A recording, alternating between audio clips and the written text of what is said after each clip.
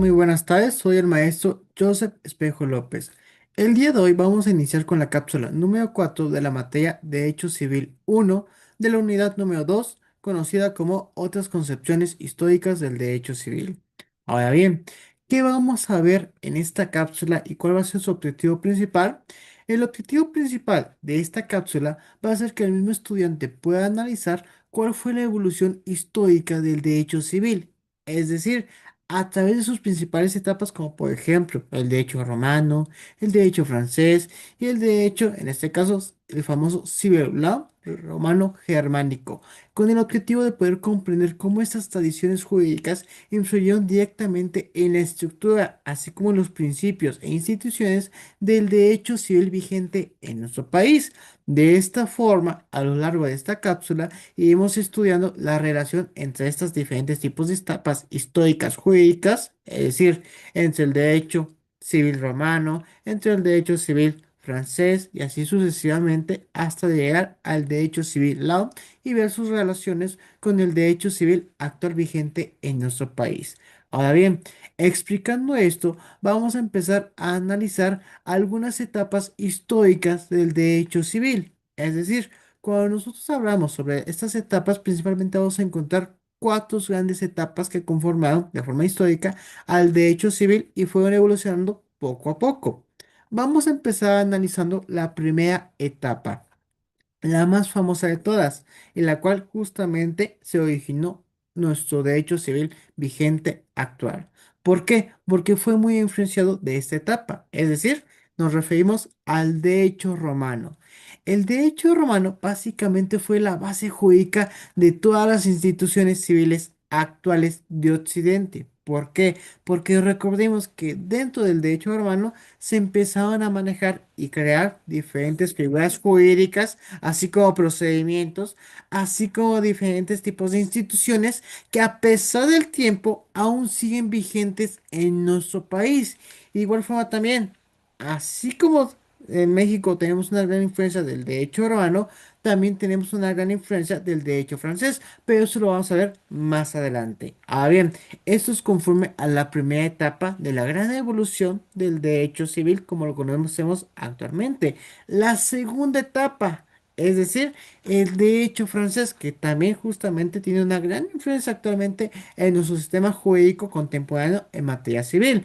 Aquí, ¿qué pasó? En el derecho francés surgió principalmente el Código Napoleónico de 1804, en el cual principalmente se empezó a sistematizar todo el derecho civil. ¿Por qué? Porque recordemos que en la Edad Media, cuando cae el Imperio Romano, básicamente el derecho estaba disperso por toda Europa. Sin embargo, aquí con el Código Napoleónico de 1804 se empieza a reunir todo el derecho, es decir, con la famosa codificación. No obstante, eso respecto a la segunda etapa. Por último, tenemos la tercera etapa y la cuarta etapa. En la tercera etapa básicamente se hace la conformación y configuración del famoso Civil Law. Es decir, básicamente se reúne el derecho romano germánico y de cierta forma también con influencias del derecho francés con su codificación. Es decir, la forma tradicional en la cual se unen estos dos conceptos y estas dos grandes corrientes en la famosa etapa del Civil Law.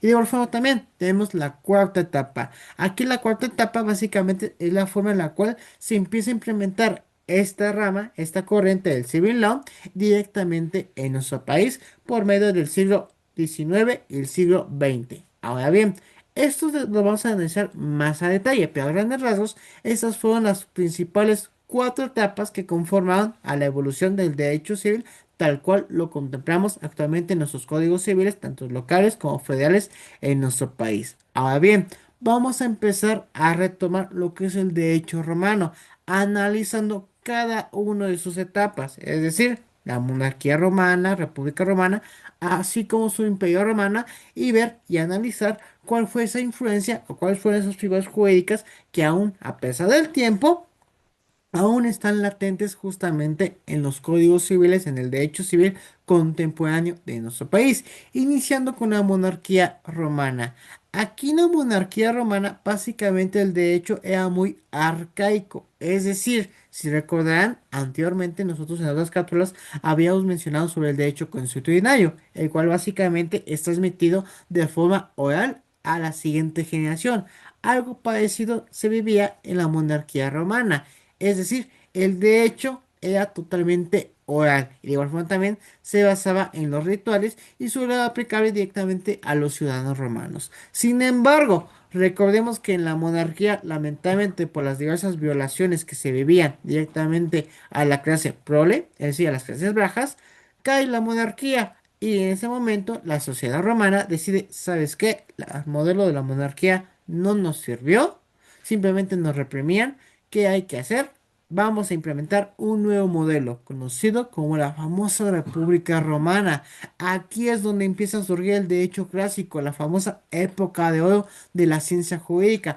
¿Por qué? Porque aquí empiezan a nacer diversas figuras jurídicas, diversos conceptos jurídicos como la propiedad, la posesión, el pater familias, la familia, el matrimonio, diferentes tipos de procedimientos jurisdiccionales que se empezaron a implementar para administrar justicia, las famosas 12 tablas, que fue una legislación, una fuente de derecho romano, en la cual empezaron a regular su propia legislación, sus propias reglas de conductas para poder administrar justicia dentro de su sociedad. Fue tan innovador lo surgido en esta República Romana, ese lo desarrollado en materia jurídica, que a pesar de que el derecho romano ya no está vigente y cayó en su momento, en su debido momento la República Romana, aún así nuestro derecho civil contemporáneo y actual vigente en nuestro país, en México, tiene mucha influencia de este derecho romano, en especial en esta etapa del derecho romano conocido como la República Romana. Porque, por ejemplo, la propiedad, que fue un concepto jurídico que se empezó a manejar aquí en la República Romana, fue tan eficiente que actualmente en los códigos civiles, tanto locales como federales, aún se siguen manejando esta figura jurídica. Ahora bien, sin embargo, lamentablemente, tanto por factores endógenos como exógenos y debido a que la república se fue corrompiendo con el tiempo, cae la república. En ese momento histórico, la sociedad romana se empieza a preguntar, ¿sabes qué? Ya pasamos por una monarquía, no nos sirvió. Ya pasamos por una república, la cual fue innovador en su momento, pero lamentablemente se corrompió, no nos sirvió. ¿Qué hay que hacer? ¿Qué realizamos en ese preciso momento para poder regular básicamente nuestra sociedad? Vamos a implementar un imperio romano. Aquí empieza lo que es el derecho posclásico. Sin embargo, podemos analizar desde una perspectiva tanto jurídica como técnica, hubo como cierta forma un retroceso. ¿Por qué? Porque recordemos que básicamente el poder pasa de la república a un emperador, el cual básicamente era juez y parte del procedimiento. Y de igual forma también empezaba a crear su propia legislación a su conveniencia. Es decir, básicamente empezamos a simplificar instituciones creadas durante la época de oro de la República Romana. Y de igual forma también empieza el auge de la gran influencia tanto cristiana. Es decir, de cierta forma, hacemos un retroceso en cuanto a ciencias jurídicas. Sin embargo, es importante mencionar estas tres etapas de esta sociedad romana, de la antigua sociedad romana. ¿Por qué? Porque en el derecho romano justamente se empezaron a sentar los cimientos básicos para empezar a desarrollar lo que es el derecho civil, el cual, vuelvo justamente a lo mismo, fue tan innovador, tan eficiente, que a pesar del tiempo aún se siguen utilizando varias figuras jurídicas, varios procedimientos, varios conceptos que obviamente se han reformado, se han modificado, sin embargo, todo surgió aquí en Roma. Es decir, nuestra profesión como abogados, como juristas, nació aquí en la República Romana.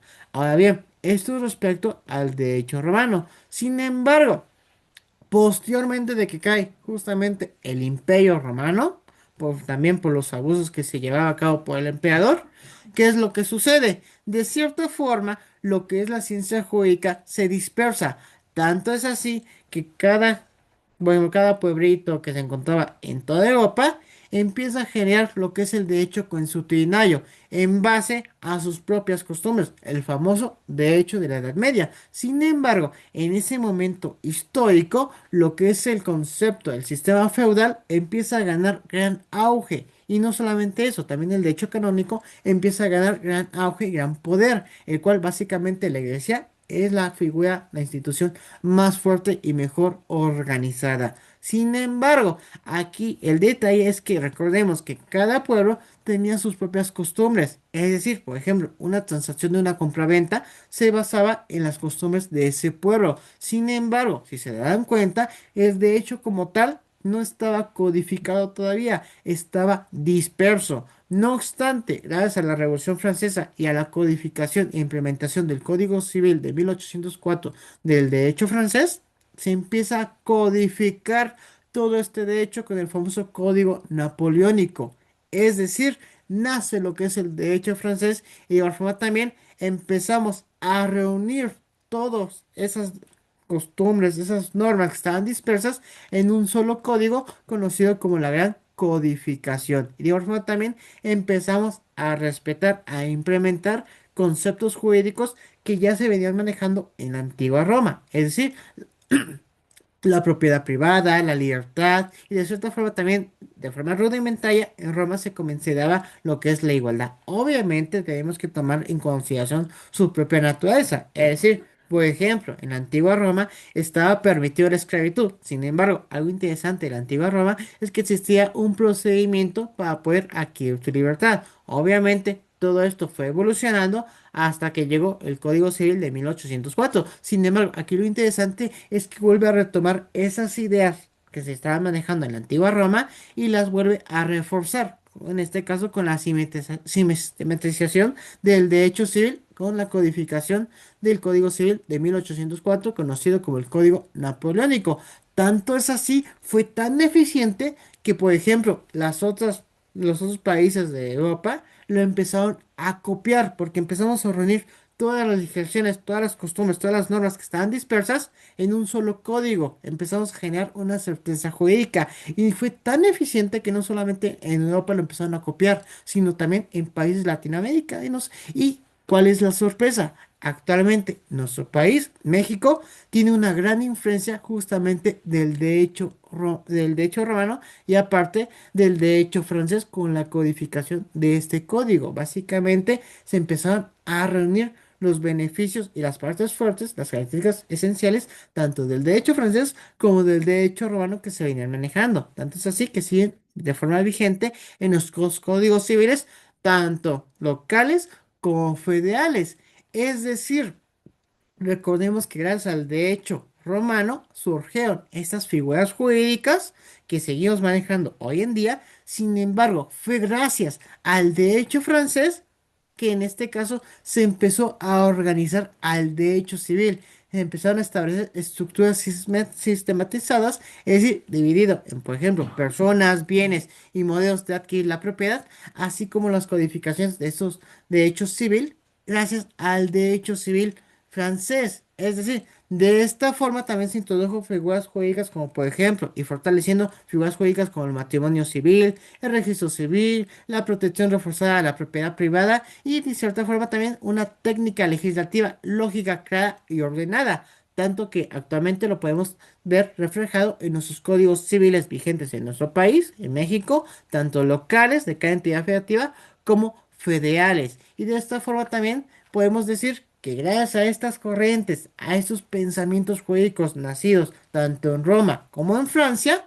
se dio pauta a la formación del conocido Civil Law contemporáneo. Básicamente se unió lo mejor del derecho romano con lo mejor del derecho francés germánico. Es decir, básicamente en el derecho romano surgieron estas figuras jurídicas que fueron tan eficientes que actualmente las seguimos utilizando y se utilizó la codificación, la organización de la legislación, en este caso con el Código Napoleónico del Derecho francés. Agrupamos todas las legislaciones, todas las costumbres, todas las normas que estaban dispersas en una sola legislación que va a ser de carácter coercitivo, es decir, que todo el país la tiene que respetar y de esta forma nace lo que es el derecho civil law, el cual se ve reflejado justamente en nuestro derecho civil mexicano, lo cual fue justamente algo innovador. No obstante, ¿cómo es que fue reflejado? ¿Cómo se fue adaptando actualmente en nuestra sociedad mexicana?